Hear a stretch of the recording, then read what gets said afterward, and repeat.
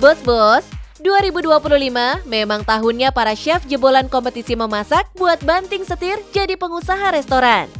Seperti Victor Agustino yang baru saja membuka resto ayam kelopo di kawasan Gading Serpong, Tangerang Selatan. Bukan bisnis kuliner pertamanya, saat ini Doi mantap meluncurkan ayam kelopo jadi menu andalannya loh bos. Halo bos, terima kasih banyak udah datang ke Ayam Kelopo bisnis aku.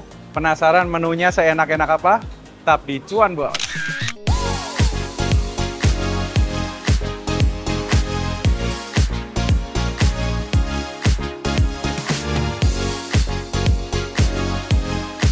Bos, ayam goreng lagi-lagi jadi menu andalan para pebisnis kuliner. Begitu juga dengan Victor yang mantap mengusung olahan ayam goreng di resto barunya ini. Tapi dalam bisnis, kalau mau bersaing, jelas harus punya sesuatu yang berbeda dan unik, bos. Dan Victor melakukan itu semua. Restoran kita kan Ayam Kelopo. Jadi aku pengen meng-highlight nih ayam goreng yang cita rasanya beda dari ayam goreng yang lain. Jadi ayamnya ini dibacem, diungkep pakai air kelapa sama rempah-rempahan, terus digoreng pakai minyak kelapa, dikasih serundeng kelapa. Jadi ketika orang makan ini kayak, kalau dijelasin cita rasanya kayak ayam kalasan campur ayam pop, unik lah. Ayam kelopo atau ayam kelapa. Nama kelapa yang disematkan bukan tanpa alasan, bos.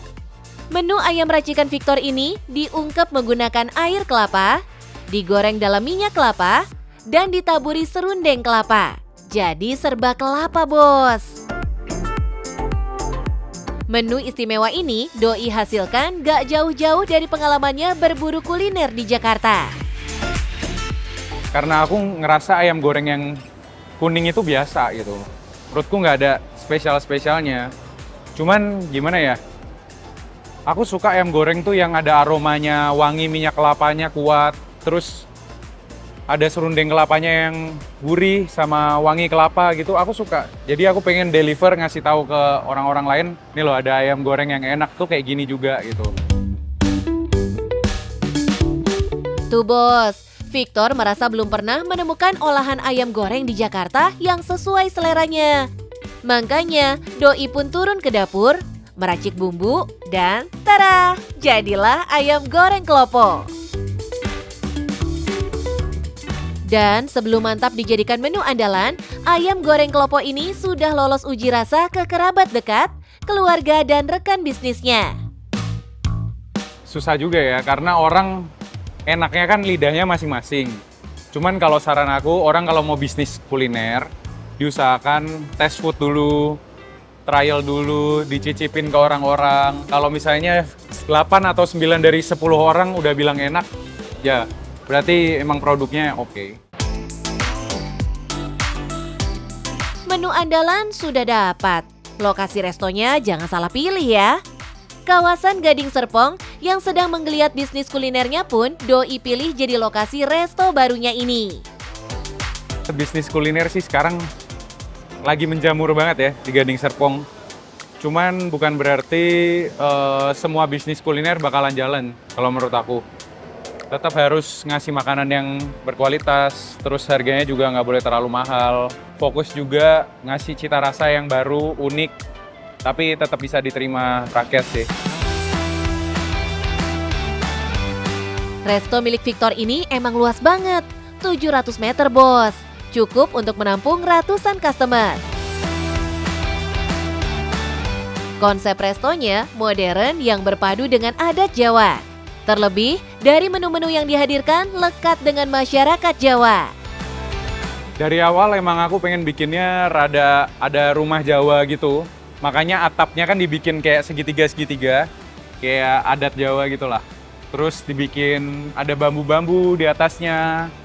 Semuanya serba kayu-kayu semua. Jadi emang aku pengen dapetin unsur tradisionalnya juga sih. Dengan konsep open kitchen, puluhan karyawan menyiapkan pesanan. Dan aktivitas mereka ini bisa langsung dilihat customer. Jelas, ini konsep yang bisa menumbuhkan kepercayaan customer terhadap makanan yang disajikan. Ayam goreng klopo jelas jadi menu yang paling banyak dipesan. Semua pengunjung penasaran banget nih sama gurih dan lembutnya menu satu ini. Setiap satu porsi ayam goreng klopo disajikan lengkap bersama taburan serundeng, lalapan, dan juga sambal nih bos. Untuk menu lainnya juga banyak pilihannya. Semuanya lekat dengan masakan khas Jawa. Kayaknya sekitar 30 menu.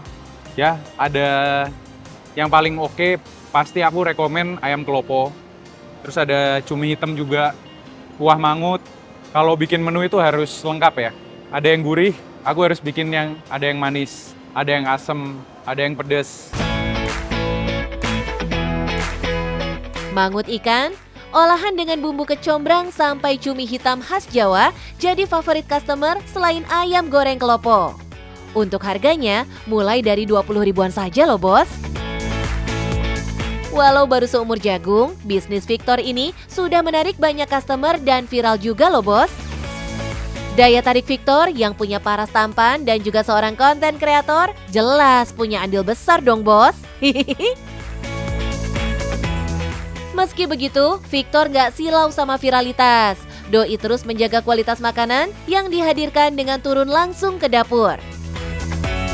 Ini supaya semuanya berjalan dengan baik dan minim komplain dari customer, bos. Karena ya bisnis ya, kalau misalnya yang punya nggak terjun langsung itu kayak nggak ada nyawanya. Ya mungkin sesekali ditinggal, tapi jangan keseringan sih. Harus ngerti juga apa yang berubah, apa yang terjadi. Jadi menurunkan tingkat komplain dari pengunjung sih. Victor percaya semua yang sudah Doi usahakan akan berbuah hasil yang baik, bos. Belum buka harus cek rasa dulu.